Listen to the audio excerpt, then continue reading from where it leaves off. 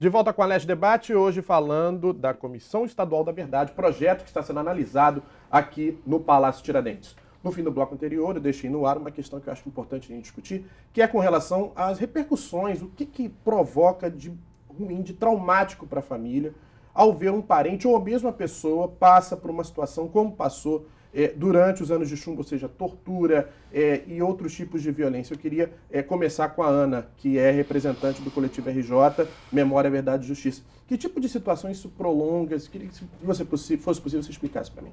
Se eu fosse explicar particularmente, eu estou um pouco Não há sensibilizada com essa mas... questão. Não, porque a minha mãe morreu agora em janeiro. E, por incrível que pareça, ela que ficou no pátio da Albânia dizendo quero ver minha filha viva, quero ver minha filha viva, eu encontrei documentos ainda agora, cartas, escritos meus, bilhetinhos, o percurso dela por todos os lugares, DOPS, Polícia Federal, OBAN, né, para saber onde eu estava, nomes de pessoas, nomes de companheiros. Até agora isso repercute na minha família. Meu pai infartou, minha irmã de 14 anos foi presa junto com a minha mãe e meu irmão. E isso não é brincadeira. Agora, o que eu acho importante é que, para além do sofrimento individual, a gente tem que tentar construir essa memória coletivamente. É impossível isso ficar guardado tanto tempo conosco. Porque essa foi uma situação da sociedade em geral. Milhares foram presos, centenas foram torturados, milhares foram perseguidos, 500 são mortos e desaparecidos, que a gente saiba, porque agora tem mais 2.000, vai Miriatroari no Amazonas, mais Suruís, mais Potiguar, e mais que a gente não conhece, né? Quanto mais para o interior, menos a gente sabe, né? Mas importante nesse sentido é a questão da memória, porque isso simbolicamente é importante para cada um e para a família. Então, por exemplo, uma coisa que o coletivo reivindica e faz campanha, e agora junto com outras entidades também, é para que certos locais onde houve tortura, morte, sequestro, etc. e tal, sejam transformados em centros de memória ou que pelo menos tenham memoriais. Como você vai... Sim. Casa da Morte em Petrópolis. A Casa da Morte em Petrópolis. DOPS aqui na Rua da Revolução. A usina de... Muito bem, deputada. A usina de Cambaíba, agora em Campos, onde companheiros nossos parece que foram incinerados. O Caio incinerados. Martins. O estádio Caio Martins, que foi usado como prisão, e o DOI-CODE da PE. Esses são os que a gente mapeia no momento. Essa resgate da memória e do simbolismo é importante para a sociedade como um todo. Porque quando você passa de um lugar e lê, as crianças, os mais velhos, sabem, isso não deve acontecer de novo.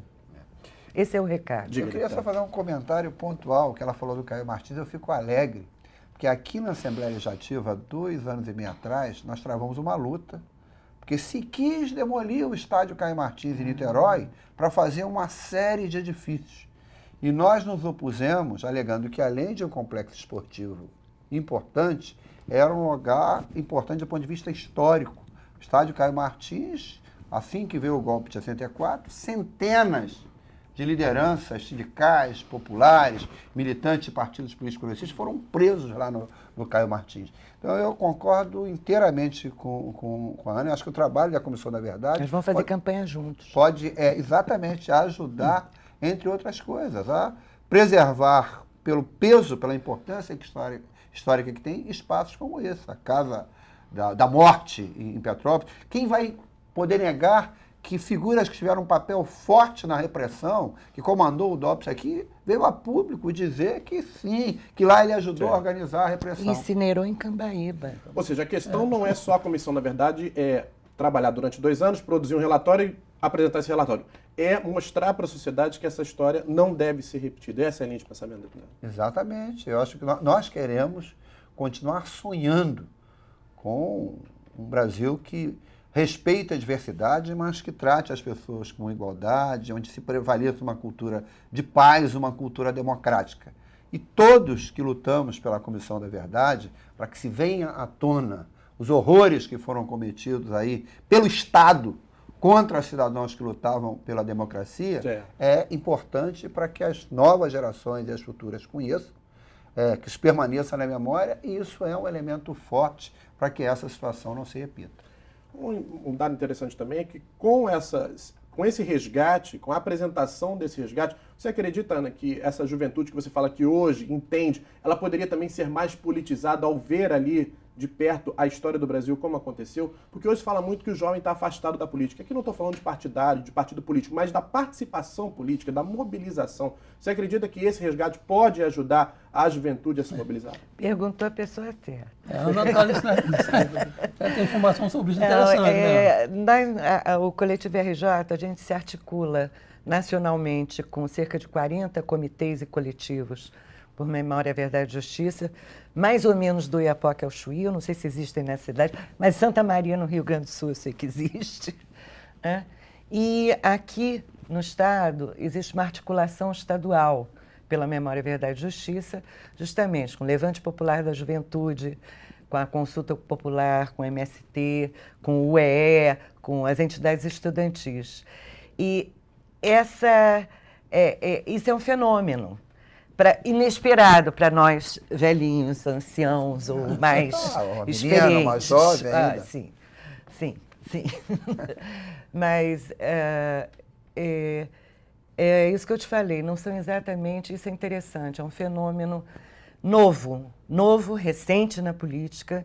Eles têm feito os crachos, esculachos, para justamente revelar a verdade, que existem torturadores que estão cheios de medalha, escondidos e fingem que não existem, e eles vão à casa deles e eles dizem, não mora aqui não, hein? Não mora aqui não sou eu, não.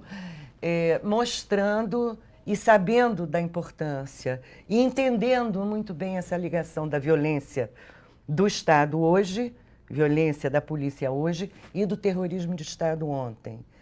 Então, esse fenômeno novo é altamente significativo e em vários estados do país ele existe e a gente reforça isso com a maior alegria. Diga. Felipe, só fazer 2 registros. Tem gente, pessoal, que absurdamente um segmento minoritário é contra a verdade, é contra a transparência, é contra a democracia, fala que tem que olhar os agentes do Estado que torturaram, sequestraram, mataram, mas que tem que olhar também os militantes políticos que eventualmente pegaram em armas. Eu quero dizer o seguinte, não é essa a questão. Nós temos que investigar a violência de parte do Estado, que reprimiu, que matou. Porque as pessoas, independente de como elas militaram ou deixaram de militar, que eventualmente, usando a expressão das pessoas, tenham se excedido, sempre foram julgadas e condenadas. Agora, a gente viveu uma época em que o terrorismo era política de Estado. O Estado é que... Então, não tem qualquer correção você comparar as situações. Cidadãos, jovens, impedidos de participar politicamente, né? Impedidos de participar sindicalmente, impedidos de participar comunitariamente, impedidos de se organizar do ponto de vista do movimento estudantil, que reagiam, às vezes, de forma violenta, mas pagavam pela forma como reagiam. De quem era agente do Estado, que usando o aparelho do Estado, o armamento do Estado, as dependências do Estado, prendiam e torturavam. Inclusive, essas pessoas foram anistiadas. Exatamente. Agora, a outra questão, quando você fala de jovem, é a gente aproveitar essa história e pedir à sociedade aqui do Rio de Janeiro que se mobilize. O movimento sindical, como lembrou aqui o Geraldo, o movimento estudantil nas universidades, o movimento secundarista, que tem se manifestado, mas que se manifeste com mais força, cobrando a imediata implementação da Comissão da Verdade Estadual. Eu fiquei triste, quero fazer aqui o registro, que o governador do Estado, o governador Sérgio Cabral, eu tenho como alguém que tem uma história democrática, né? O seu pai foi uma figura importante de frente do Pasquim, combatendo a ditadura, é um democrata. Eu imaginava que, da mesma forma como o governador Tarso Genro, do Rio Grande do Sul, julgou o peso da sua liderança do governo para apoiar a Comissão da Verdade do Rio Grande do Sul, o governador Eduardo Campos julgou o peso da sua liderança de governo para aprovar, eu imaginava que a mesma coisa ocorreria no caso com o nosso governador Sérgio Cabral. É importante, para que essa questão seja aprovada, é importante que todas as forças que apoiam o governo estadual, que sejam oposição, mas que têm compromisso com a democracia, se somem para aprovar o projeto da Comissão da Verdade. Quando eu falo a questão dos anistiados, é porque oficialmente eles acabaram sendo, grande parte acabou sendo anistiado. E aí até pergunto isso para o Geraldo, que é da ANAPAP. Como é que é a associação hoje? Como é que está formada essa associação? E como ela vem lutado com relação à instalação da Comissão da Verdade?